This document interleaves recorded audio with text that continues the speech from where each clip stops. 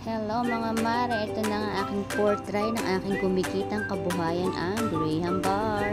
Ayan nga po mga ingredients, syempre hindi siya magiging Graham bar kung walang Graham crackers at ang ating angel creme densada, medyo bulol pa. Ayan, ipapatas na nga po natin ang ating mga Graham sa aking mahiwagang lalagyan. Medyo binabasa ko siya ng very light para pag nag-freeze siya or tumigas na, hindi siya mahirap ikat. Mas madali siyang ikat pagka binasa mo yung ating Graham crackers.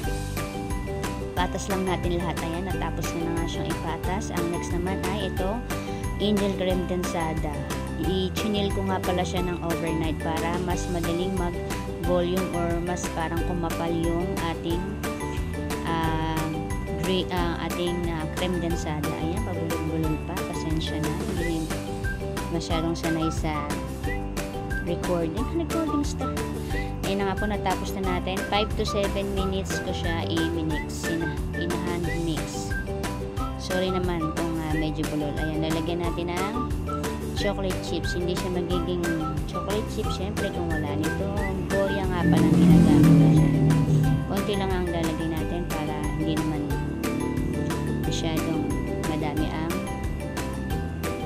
tamis. After nga po yan, hinalo ko lang, tapos isasalin na natin dito. Ayan, meron nga pong isang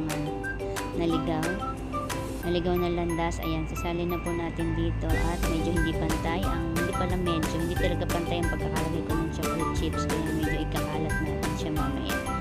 After, mailagay natin lahat ng ating mixture. Ayan na nga, nailagay natin. Papantayin natin yan, tapos ilalagay na natin yung Graham ulit sa ibabaw. Ayan na nga pong finished product. Kung gusto nyo po, meron po yan available dito sa